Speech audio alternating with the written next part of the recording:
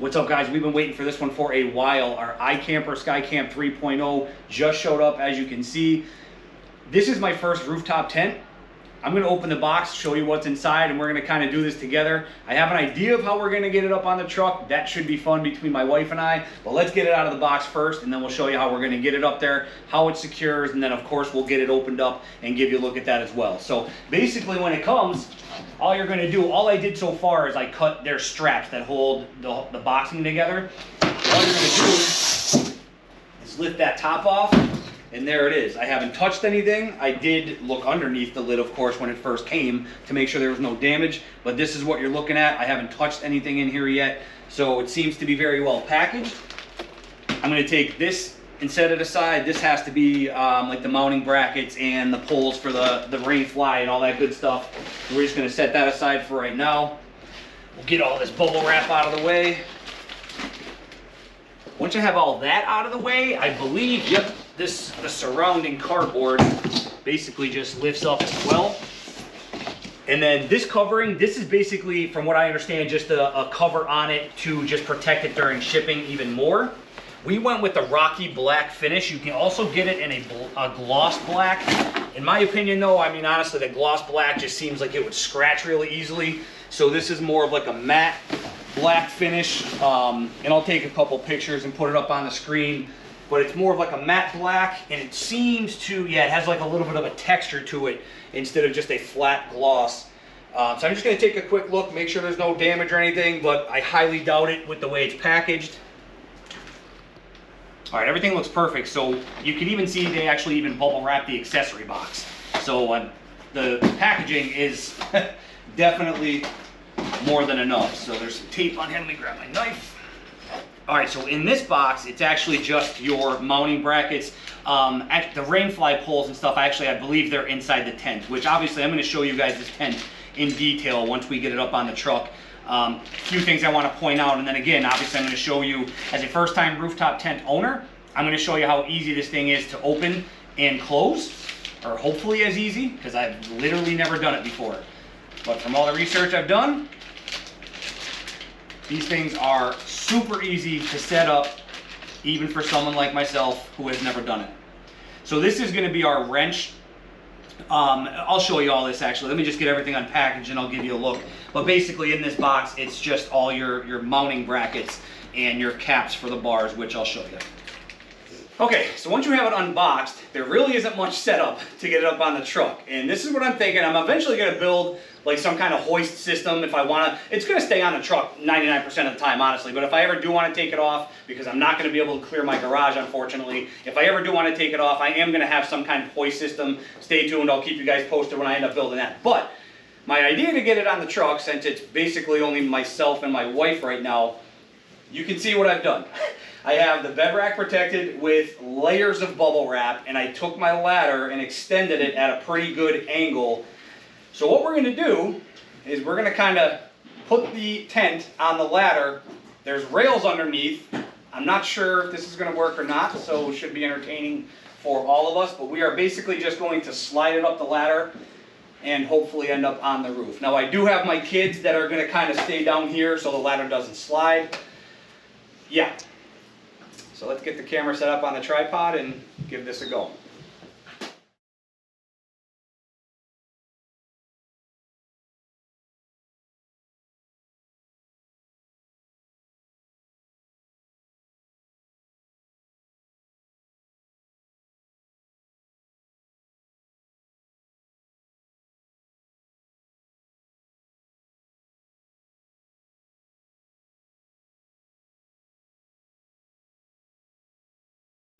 Okay, so it worked. The tent is up there. No damage was done.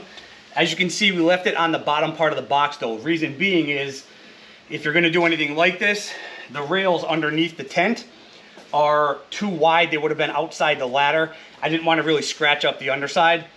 So that's why I left it on the box to get it up there. Now, basically what I'm gonna do, I think, I'm gonna try to kind of lift it or get the box out of there somehow with it being up there. And then all we got to do is secure it to the rail. So let's see how this goes.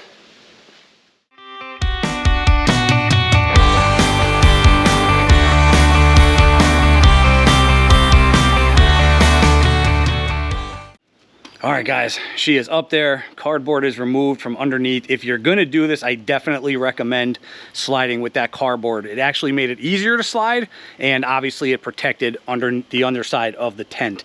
So basically now we're just gonna kind of get it centered, and then I'll show you how we lock it down to the crossbars, and we'll open it up. Okay, guys, it is perfectly centered.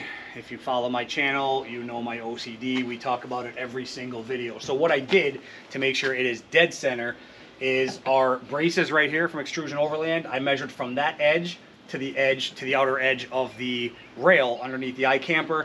It is dead on accurate from on this side, that side, and then even the two front.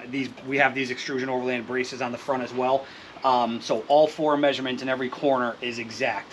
As far as front to back, that's kind of a personal preference. I kind of have mine lined up so it's almost just about straight down from the tailgate.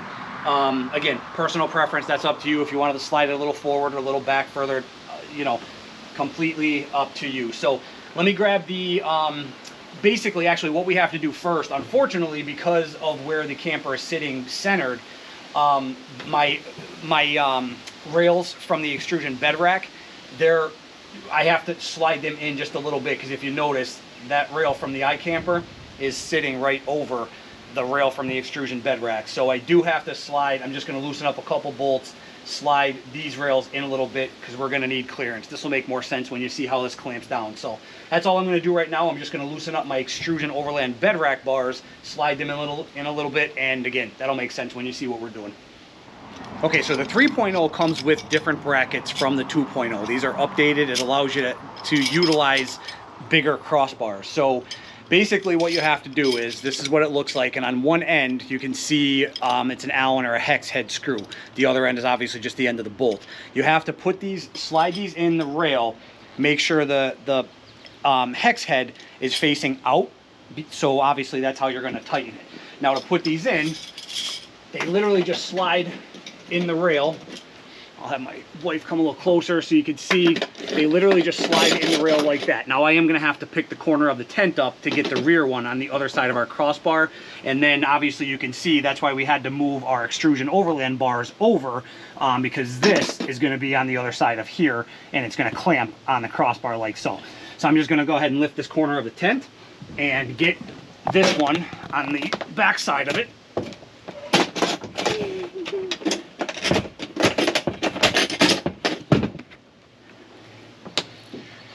Like so, and now we have to recenter the whole thing. But I'm going to go ahead and at least get the clamps in place for all 4 spots. It's going to be the same thing in all 4 corners, and then obviously I'm going to recenter the tent, and I'll show you how we clamp those down. Okay, the rack is now recentered. OCD is happy. Now this is how you're going to tighten down those hex head bolts that I showed you that are on the clamps.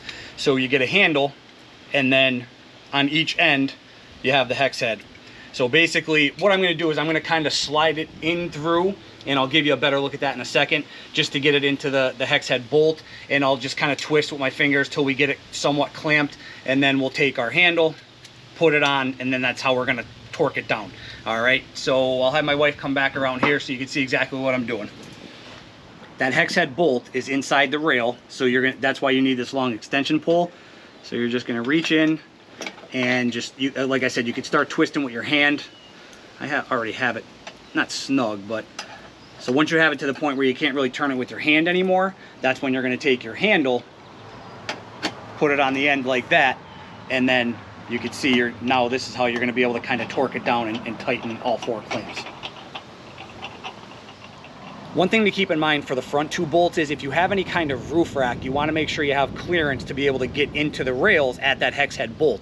So if you look at my roof rack here, I am going to have just enough clearance to come over the bar, or if you had to go under, whatever, but you want to make sure your crossbars on your roof rack aren't going to get in the way, or you might have to remove them. So I have just enough clearance, as you can see, to go over my roof rack crossbars and get kind of lined up in there. Now I can't see that hex head bolt, so I'm gonna have my wife put the camera down actually, and she's gonna help me kind of get onto the bolt there, and then I'll be able to tighten it down from my angle here. All right, so you can see same thing. Once you're in contact with the hex head bolt, just start twisting, by hand until you get them somewhat snug, and then we'll put the handle on and then tighten it down the rest of the way. All right, all that's left to do now before we do the initial opening of the tent is we're gonna put these plastic end caps on the rails. Now, honestly, you probably should do this before you go ahead and tighten down, because this would be easier to do if you lifted the tent up. I didn't think of it, so we're just gonna take a hammer and very, very gently tap them into place. But they have the iKamper logo, just make sure the wording is up, and you're just gonna pop them in place, and hopefully, yeah, they're gonna go pretty easily. But this would be easier if you did this before you actually tighten the tent down. So there you can see how it sits. Just makes it, you know, look nice and neat and all finished up. All right, guys, so I decided to end this video right here with just the install, just to kind of keep it a little on the shorter side.